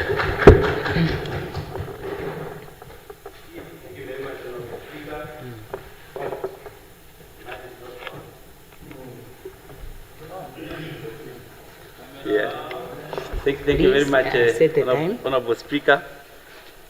Before I give my contribution to the PEGA, I perhaps want to start with what Senior Honorable Shifeta said right there, that the Prime Minister of the day. So what does that tell us, Honorable Speaker, is that we are legislating for the Prime Minister of the day. And I keep saying in this assembly that the moment that we make laws, because today's Honorable, Right Honorable PM that we have can execute, tomorrow we will have Emmanuel Fishrot, who will come and use that very same law to mess up the country, as is of the past. Having said that, Emmanuel Fishrot, having said that, Honorable Speaker, I rise as Shadow Minister of Finance to speak to the Public Enterprise Governance Amendment Bill of 2025, as introduced by the Right Honorable Prime Minister. This bill presented as a reform measure to enhance efficiency and accountability in our state-owned enterprises. The truth is, it raises profound concerns about governance, integrity, institutional balance, and the erosion of oversight mechanisms that safeguards public resources. There is everything wrong, honorable members. It cannot be right that the same government under the SWAPO party keeps changing like seawater. And I'll tell you why. From 1990 to 2000, SOEs were underlying ministries. From 2000 to 2010, SOEs were moved to an SOEs Governance Council chaired by the President. In 2015, the same SWAPO government moved, because maybe they were advised, they then moved the SOEs to a dedicated ministry of public enterprises. In 2020, they dissolved the dedicated ministry and its functions were given to the Minister of Finance. And as of 2015, the same SWAPO government then puts the SOEs back under the line ministries. What is happening? Same party, changing every year, just like the seawater. Reform of public enterprises in Namibia is not only necessary, it is urgent. For years, many of our SOEs have underperformed, imposed fiscal burdens, and failed to deliver optimal public value. However, honorable members, bad governance cannot be cured by concentrating powers. It can only be cured by strengthening institutions. We must strengthen institutions and not concentrate power. Tomorrow when we have Emmanuel Fishrot, we will suffer the consequences of bad lawmaking. We must rather strengthen checks and balances and accountability. At the heart of this bill lies a fundamental structural shift, the transfer of significant powers to the Prime Minister, including authority over appointment, removal, and oversight of boards and executives. Oh my God. This effectively places the commanding heights of our public enterprises under a single political office. This bill could grant the Prime Minister full control over SOEs if passed in its nature, including board appointments and executive management decisions. This bill risks collapsing the separation between ownership, policy directions, and oversight, which globally acceptable governance frameworks that Professor Ampanda is talking about. Article 41, honorable members of the Constitution, says that all ministers are accountable individually for the administration of their own ministries and collectively for the administration of the work of cabinet, both to the President and Parliament. No way does it say the Prime Minister. No way. Or how will the Prime Minister account for these SOEs to Parliament? How? Show me any article, honorable members, in the Constitution which is similar to 41. Any article at all that is similar to Article 41. Show it to me. We have a problem there. The Principal Act of 2019 sought, at least in theory, to professionalize board and insulate them from undue interference, yet this amendment undermines that objective. The bill, in its form, empowers political authorities to appoint and remove board members and CEOs, determine remuneration, imagine, determine remuneration frameworks, and approve strategic and financial plans. This effectively reduces board to administration extensions of the executive. Honorable members, the moment boards lose independence, they cease to be governance bodies and become compliance instruments. If boards cannot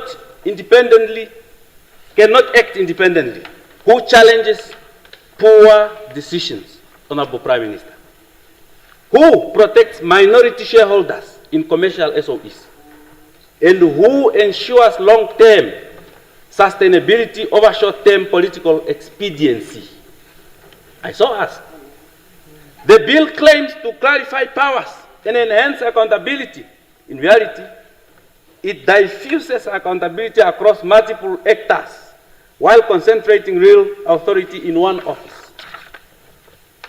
The Prime Minister with predominant authority, line ministers with operational oversight, and the Minister of Finance retaining shareholders' functions, such as dividend approval. This creates a triangular governance structure without clear lines of accountability.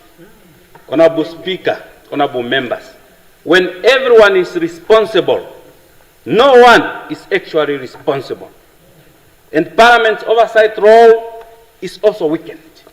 While ministers may table reports, the decision-making locus shifts away from transparent, accountable process and executive discretion. The amendment to Section 40 is particularly troubling, very, very troubling. It allows the Prime Minister with cabinet consensus to exempt public enterprises from provisions of the Act. This introduces a governance loophole of the highest order. By implicating a failed SOE could be exempted from governance standards, procurement, even reporting or compliance obligations could be bypassed.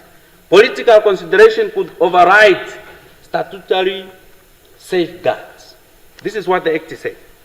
The bill includes provisions that validate past actions taken by ministers and the Prime Minister retrospectively. Honorable members, retrospectively, validation is a dangerous legislative tool. It undermines legal uncertainty by shielding potential improper decisions from scrutiny.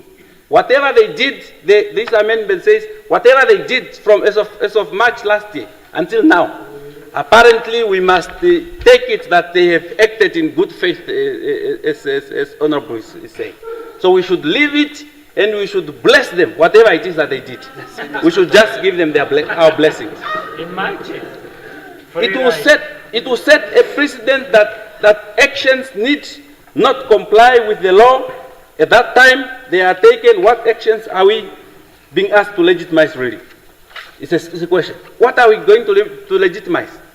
You know, it remains open. Honorable Speaker, this bill is presented as a governance reform, but in substance, it reflects a shift towards political control rather than institutional governance, as I have been saying. The bill promises efficiency. Its success depends on whether centralization leads to coordination or political consolidation, if I may put it that way. We must not confuse speed with sound governance, Honorable Prime Minister. Yes, centralization may enable fast decisions, but faster decisions are not necessarily better decisions. And they are certainly not more accountable decisions. This practice gave birth to fish rot in the past. We must be aware. Ironically, this bill does not adequately address the real problems facing SOEs, such as skills deficit, such as boards and, at board and executive levels. It does not address problems such as weak performance management systems. It does not address severe political interferences that we already have. It does not address lack of financial discipline and sustainability. Instead of strengthening independent audit functions, parliamentary oversight, and transparent appointment processes, the bill doubles down rather on executive authority. Very, very dangerous. When poorly governed, SOEs will require bailouts, as is already the practice, leading to accumulating debt guaranteed by the state. Crowds out social and developmental spending when we weaken governance structures. This bill, Honorable Speaker, Honorable Members, may also just increase fiscal risk rather than reducing it in its current format. As I conclude, the bill presented before us offers an opportunity but also poses a risk, a very serious risk. We cannot support a framework that concentrates powers without sufficient checks, that weakens board independence, that introduces board discretion, that exemptions and retrospective validations, that blurs accountability and ultimately undermines the principle of good corporate governance. I therefore propose that we reconsider the centralization of power in the office of the Prime Minister, and we strengthen and not weaken board independence. We must limit discretion, exemptions, and remove retrospective clauses in this whole thing. We must enhance Parliament oversight mechanisms. Honourable members, reform must not come at the cost of accountability. The quest for efficiency, Right Honourable Prime Minister, must not replace integrity. And power must never be concentrated without measuring the consequences. I so thank you.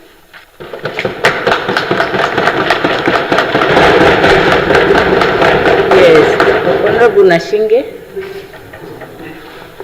Nashinge, Leader of Government with Thank you very much, Honorable Official Speaker. Opposition. Thank you very much. I want to start off quickly with the... we were not persuaded by the 8th administration and the executive with these amendments. For example, simple things like, how is the Prime Minister going to implement and use this legal instrument practically? Is he going to have a team of professionals in his office that are going to focus on PEGA as a legal instrument to help him? How is it really going to work practically so? Now, Prime Minister, we know as an office, as an individual, is busy, you are all over the place, you must take care of everything, and then you must also worry about SOEs, how are they making profit, how are they being run, who are they recruiting, and so on. I think we have a very serious problem here. And as children of this country, at times we need to look at ourselves in the mirror, sit, and truly ask ourselves the question, what exactly do we want to do for this country? And how do we want to be remembered tomorrow when we are no longer here? Park politics, but really just use logic and engage and just, because we are just coming from the Ministry of Public Enterprise. We saw what happened. Air Namibia died. We saw agri-BizDev that was created. It died a natural death without achieving anything. We have another one that was rendered service by Cha-Cha-Cha and other companies. Up to now, we have a serious problem.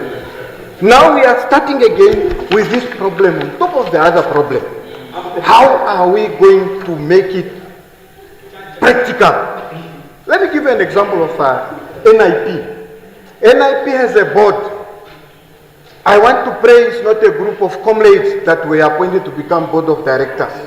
One of them has a company into housing programs, project. The employees at that entity, it's a truth. Up to now, that problem is not resolved.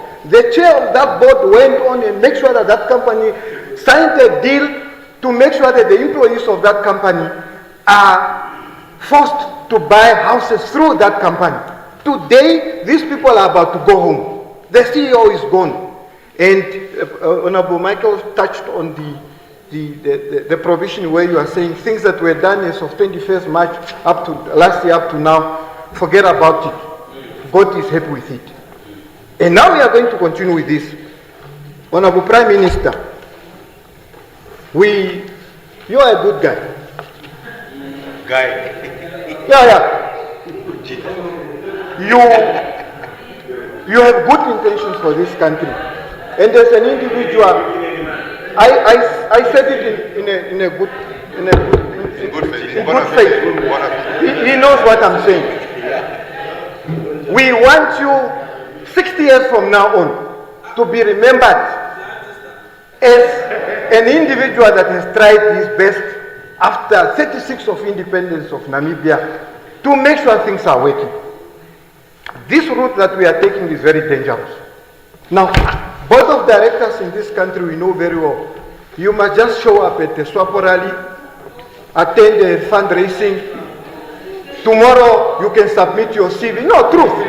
You submit your CV, you are a board member. Even up to now, we don't even have a policy that says, if you are in that field, perhaps just focus in that area. We see individuals going all over the place. You are in agriculture, you are in finance, you are in housing. There is also no cooling period, for example. You can leave this board, tomorrow you are on another board. We have seen CEOs coming from an entity that is into financing, going to another one that deals with financing of people's money.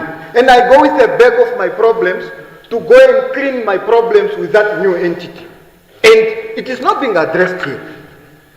What are we doing to ourselves?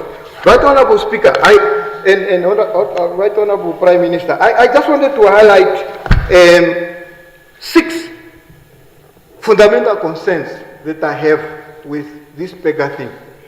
Remember, I think if I'm not mistaken, we already have an act that governs State-Owned Enterprises Act already.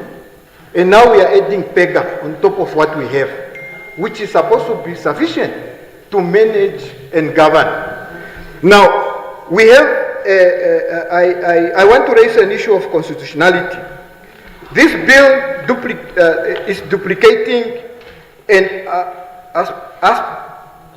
asping, is the word, yeah, the constitutional mandate of the Public Service Commission, which was established under Article 112 of the Namibian Constitution. Honorable Right Prime Minister, that institution is good enough for all of us, for this country, Public Service Commission.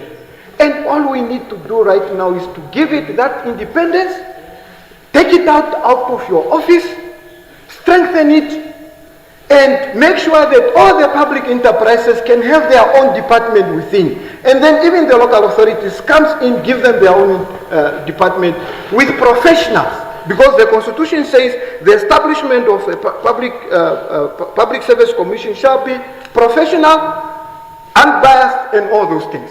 So why are we not strengthening public service and make sure that these guys are falling under public service? Because at the end of the day, the vision and what we want to achieve is to provide service for the people of Namibia and all other things. The institution is there. We just need to strengthen it. So we are duplicating another instrument that will not even have physical human beings to run it. We know already you are only having one executive director. But as Office of the Prime Minister, that is a problem if we are truly thinking. You are supposed to have a team of individuals that should be helping the Prime Minister to even focus on on the private sector, public service, and many other things. No. The other one, Honorable Prime Minister, is the concentration of powers.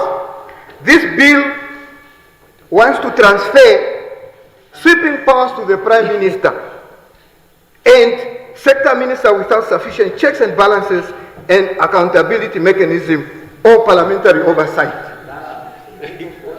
Again, that is a problem. Prime Minister, you know we are capable. Yes? No. What is my time is going. Can I just finish? We can talk about it. Yes.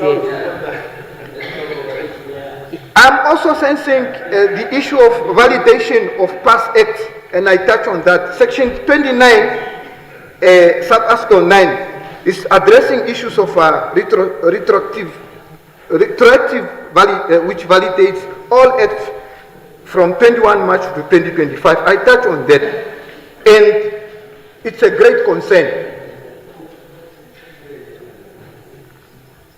There is also weak accountability.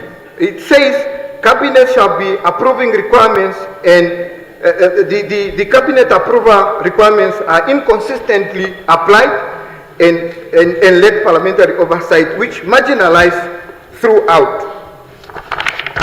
PM,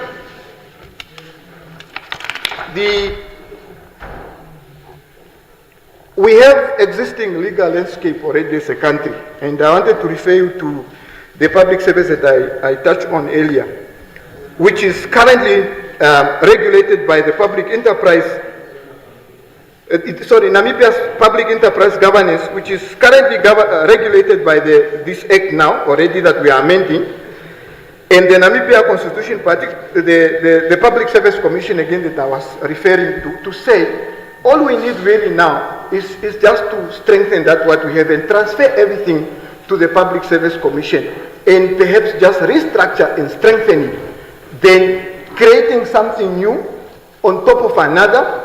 To your office, we don't know if you are going to have professional individuals that are going to run that institution and help you, or it is just going to be you and people with emotions. I have a problem with this CEO, and that person is not one of us. He expressed himself the other day this way, kick him out. That is what I'm sensing. And we are human beings. We are human beings. Emotions will always be there, and professionalism and everything else will be thrown out of the window. So I truly believe we don't need to take this route.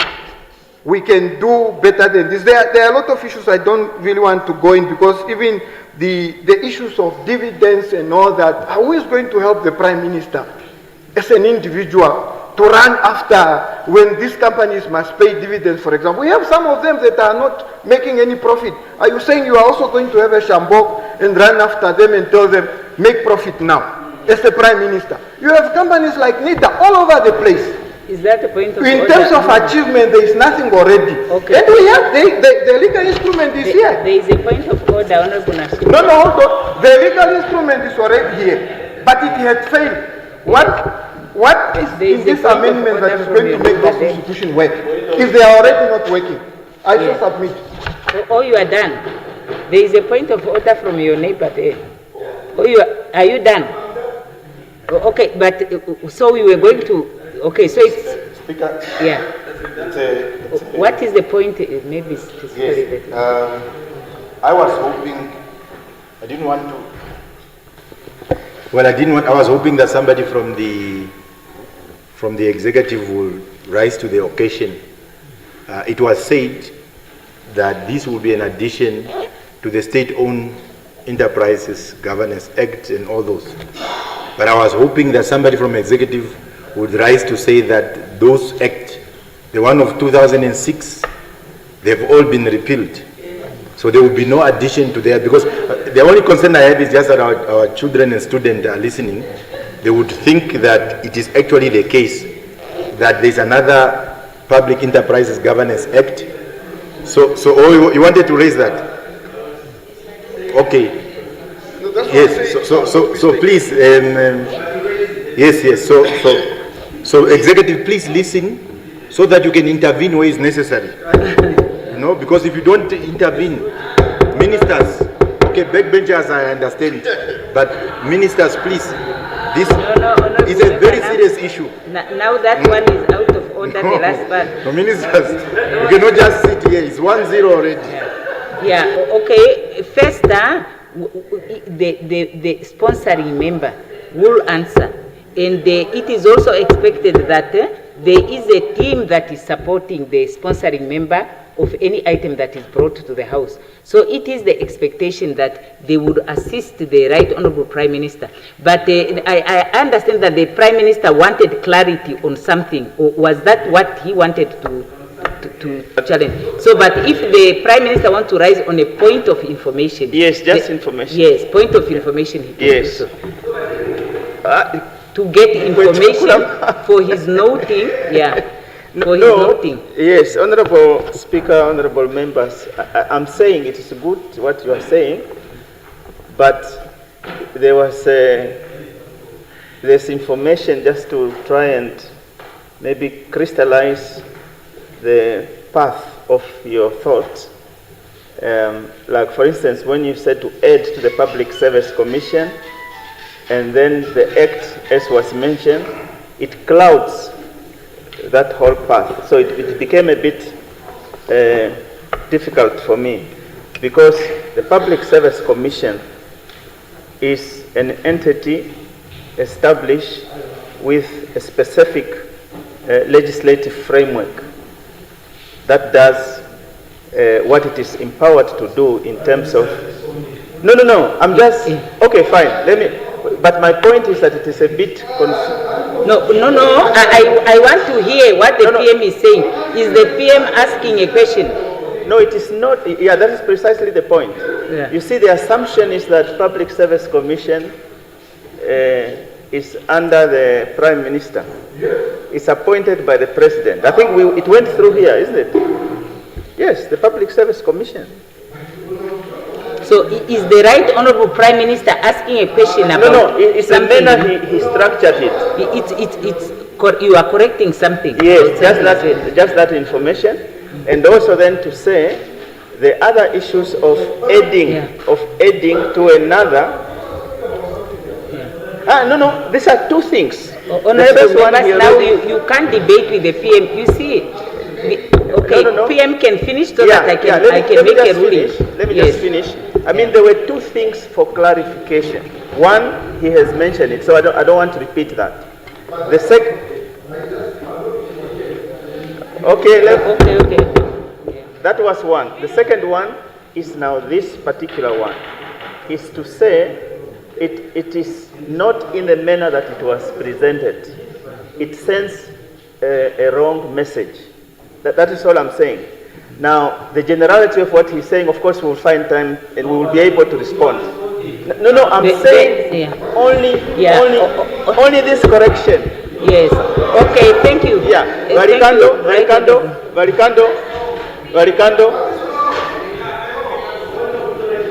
Yes.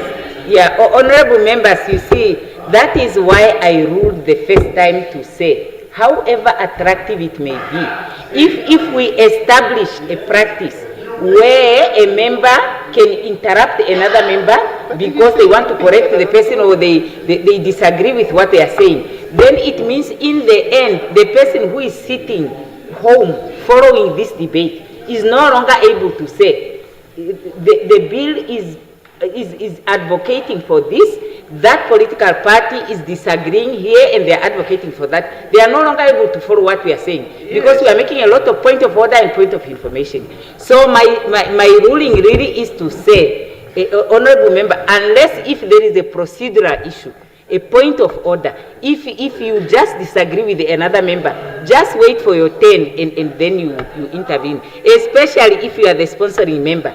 Let the team from the OPM assist the PM to take note of all the comments that are made so that the PM would then respond in a comprehensive manner in the end. So now, yes, and what point is that one? because there is a list, yeah. Yes, yes. A procedure, okay, you have the floor.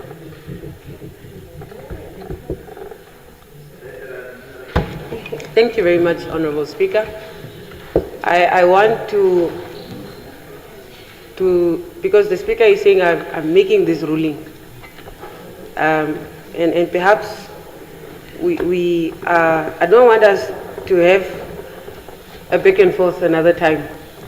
But I think, Speaker, we already had this discussion about the principles of a debate and what it is meant to do and what it is meant to be in this House. It can't be, Honorable Speaker, that we are now reducing debates to just points of procedures only when a right is infringed. I don't think that was the intent of those that drafted those rules, but even the founders of this very House. So I think, Speaker, I don't know whether we'll get an opportunity to engage at another platform, but I don't think really it is right that debates or members can only stand up when a right is infringed or when they are standing on a procedural issue. We must be allowed to engage each other intellectually and take each other's ideas on. It can't be really, Speaker. I hope that we can engage on another platform. I'm open to that. Over a cup of tea with the Speaker and so forth. I just wanted to say that on record, at least, so that next time if Speaker applies that ruling, it doesn't apply to me, maybe to others. Thank you. Yes, Honorable Member. Honorable Member, I'm hearing you. As I have said earlier on today, you see, the rulings of the Speaker are based on the order, yeah? Standing rules and order. And now Rule 90, yeah? Rule 90 says, when a member is speaking, no other member may interrupt him or her, except to call attention to the want of a quorum, or to a point of order, or to an issue of privilege. That's what the rule is saying. Now, if we want to engage each other, not by taking turns, which are assigned by the Speaker, to debate issues according to the way we have framed that in the rules, then we can look at the rules and we can amend them. But the challenge that I'm faced with is I am bound to apply the rules. You see, if a member just gets up, interrupts another one and just argue, then it is not, we are violating Rule 90. That's a challenge, but we can engage over a cup of tea or at a committee or whatever. That's the challenge that I'm faced with. And if we find that we are not able to accommodate that, let's discuss it when we are amending the rules. Okay? Because it's not my intention to stifle debate. I just want to, you know, to apply the rules. Now, I think we still have some little time left. And I see Honorable Jonas is the one that is next on the list. And she has the floor.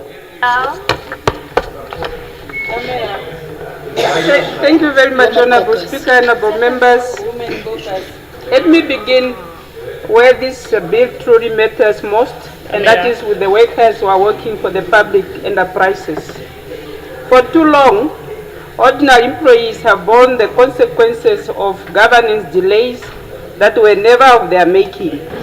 When boards are appointed late, when executive positions remain vacant, when strategic plans and budgets are not approved on time, it is not abstract institutions that suffer, it's the workers and service delivery to the society. It is the employees waiting for the negotiated increment that cannot be processed because a remuneration framework has not been authorized.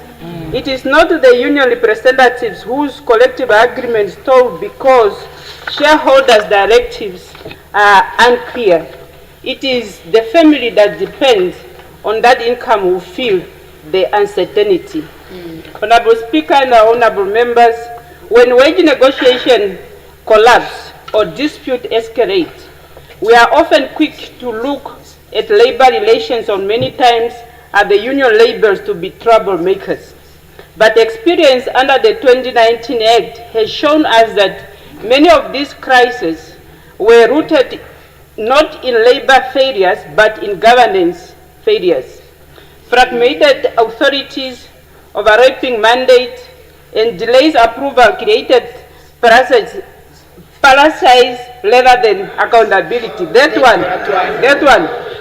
So workers were left negotiating in an environment where decision makers themselves were uncertain or constrained. That is neither fair nor sustainable. It is precise this instability that the Public Enterprises Governance Amendment Bill 2025 seek to correct. I rise in strongly support of this bill, introduced by the Right Honorable Prime Minister, because it's aligned directly with the vision of SWAPO Party to build a capable developmental state, one that strengthens public enterprises, protect workers' rights, and ensure that state institutions serve the people efficiently, transparency, and accountability. Accountability. Yeah, point of order, Honorable Jonas. Don't interrupt. I'm listening attentively. That's why I even put on my ears, my headphones, so that I can listen carefully. There are two things that I've heard, just for purpose of clarification. One is something that is a concept that deals with the Schedule 1 offense. And the Schedule 1 offense is rape. So when it said that there is over-raping, so meaning somebody raped? No, it's very serious. I'm very serious, I'm not even laughing about it. Somebody rapes and over-rapes, it's a very serious issue. Number two, yes. So if there's really a provision in the Act today that speak about over-raping, it's a very serious issue. We must not joke about those things. The ministers, the members spoke about over-raping, that's one. Number two, she also said, yes, serious public concern, over-raping. Number two, Is it okay? the member made mention of the objective of a developmental state in the SWAPO manifesto. I read that document cover to cover. Not a single reference to a developmental state. It's not in the objective of the manifesto. Unless there's another manifesto, maybe the member want to clarify, so that she's not misquoted. Just continue. Just continue with Yes, your continue. Yes, you may please proceed. If there is clarity that needs to be, I don't know what overrating is that refers to. Is that correct? Just continue. Yes, you have the Can floor. I continue? Yes, please. Can I continue? Yes. We can have the discussion outside. Yeah, outside. So was that a matter of... So arise is strong. So I take it that those comments were not accurate. That is why the honorable member is not offering a response. So, no, but if it was true that she said over-raping, I'm sure that she would have explained it. So I'm taking it that she didn't say that, yeah, and therefore that point of order is not enforced. Yeah. Yes, honorable member, you can continue. Yes, honorable member. He was first. Okay, who was first? Honorable Shifeta. Which one is first? Honorable Shifeta first. Honorable April, you may take your seat for a moment, please. Honorable Speaker, I went to... No. After the session,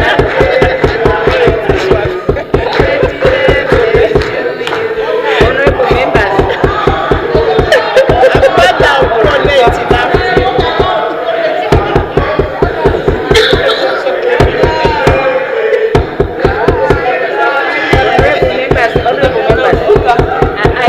I know that Honorable Ampanda, wait. Honorable Ampanda, you could have done well to inform the presiding officer. No, wait. Honorable Shifeta, take your seat.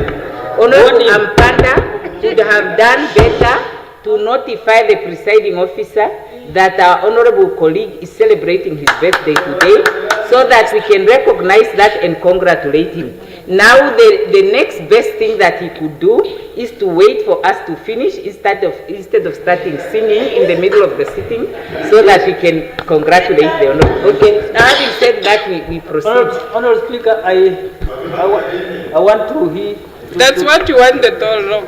What I heard, what the honorable member said, I'm here to she defend said overlapping, not overrape. Yeah, you see? Overlapping. Honorable Speaker, I just want to yes, that's good. Very good. Yes, please. Overlapping. Yes, There's okay. a difference between overlapping and overlapping. Yes. Okay. So, Honorable Speaker, I just wanted to make a point here. I was saying, referring to the Companies Act. And the Companies Act is a hard law. There's a NAMCO. The corporate governance we are talking about is NAMCO. Okay, thank you. Okay. Now, okay. That is where okay, Honorable April, on what point? Madam Speaker and the House, mine is just a very humble submission I want to do. The quality of the debate does not lie in the pronunciation of particular concepts and words. Yes. Because there is in the world, not even the English people, there is no master of pronunciation. Therefore, let's rather concentrate on the content and raise the quality of the debate in this House. Very good. Now, very well said by someone on his birthday. Thank you very much. Now, Honorable Jonas, you may proceed. Yes, Honorable Nekundi, what point is it? I would just want to request the speaker, when he's done, I would just like, before the House is adjourned, to have a point of privilege. Yeah, okay. Yeah, honorable members, now what time is it? Now we have interrupted the contribution of Honorable Jonas, and now it is knock-off time. There is only 1 minute left. So Honorable Jonas would have to continue tomorrow, and we will now hear the point of privilege before we wish Honorable April a happy birthday, and we rise. Thank you very much, Honorable Speaker. I rise on a point of privilege. In view of the document we are referring to, this one, as thick as it is, Honorable Speaker, this document, the proceeding of our Assembly is done in terms of the rules and procedures anchored on the Constitution of the Republic. It then says that if you look at the Constitution, the rules of Parliament are established in terms of Article 59 of the Constitution. Now, which is then in here. And now, Honorable Speaker, one issue that I wanted to address or to make a decision on us in conformity to the rules is one. This book is very thick, and it says that Rule 131, Sub-Rule 1D, it prohibits. Now, when we look at this document, 99% of this, Rule 131, Sub-Rule 1D. I can even give you an example of question 143. It says, yet a system that once functioned efficiently has now collapsed into chaos, causing immense. So most of these questions, if not all, are in violation of that rule. I just want to establish whether ministers must answer questions that are in violation of the rules. Number two. No, the person is raising a point of privilege. Number we need to hear what he's saying. Number two. No, we need to hear what he's saying. Number two, Honorable Speaker, these rules, as I said, is a derivative of the Constitution. So therefore, the proceeding may never contravene what is contained here. Now, this book says, Article 40E of this Constitution, the daily questions are outlined what they must be in terms of Article 40E of the Constitution. Now, when you look at these books, what we have now here, it contravenes the Constitution under Article 40E. Read together then it says what questions are permissible in terms of the Constitution on a daily basis. Those are covered in Article 63, sub-Article 2F. I just want to make, to put us, how do we handle then, insofar as ministers? Must ministers answer to questions that violate the Constitution and the rules? And at what point, Honorable Speaker, do you then rules, when the questions violate the Constitution and the rules, at what point do you rule them out or not in conformity with the Constitution and the rules of procedure of the House? So that is my question, Honorable Speaker. It's a Yes, honorable members. First, honorable member, yeah, that's an important question because in approach, how do I say, every issue has a principle and it has an approach. What is the correct word? It has a letter and a spirit. That's what the lawyers would say. In terms of the rules, the presiding officer under Rule 6, I believe it is, would make a ruling. And that ruling can either be after a member has given notice, yeah, to ask a question or to move a motion or to table a bill. If the presiding officer detects that there is something untoward, the presiding officer can make a ruling not to admit that issue to be on the order paper. If the presiding officer has not identified that, there is a provision for point of order or point of privilege from members, and the rules are saying how that point of order is to be made. So a member would rise and say, I make a point of order in terms of this rule, and this is the consent that I have. And then the presiding officer will make a ruling, either to uphold that point of order or to set it aside. But it would be the same way that it is inappropriate for somebody to ask a question that violates a rule. It would be out of order for a cabinet minister to say, I can't answer because I think. You see? So we have to find ourselves there. So the member would get up and say, point of order, Honorable Speaker, either on the floor or outside, and the Speaker can make a ruling at that time or at a later time. So I think that's really how we deal with this issue. Because as I have said, all of us are bound by these rules, and we are aiming to achieve something. And we have to try to deal with those deviations in a manner that would get us to where we want to go. I respect the ruling. This is the correct ruling. Very good. Yes.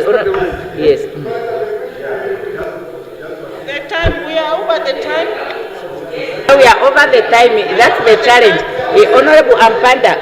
Honorable We are waiting. It's just on what. So Speaker, you will see. Yes. You will see the impression. Honorable Ampanda, yes. I want to make a proposal. Yes. It is either you would raise that as a point of privilege when we come tomorrow, or you can ask the Speaker after the session, but we are now bound by the time. Okay. Because we are now over the time. Okay, you can just read what I'm saying. Just read on your own 40E. 40E. Yes, okay. He referred to you at 40E. Okay. But 40E speaks about, we can ask questions now on wisdom, effectiveness on 40E. Okay.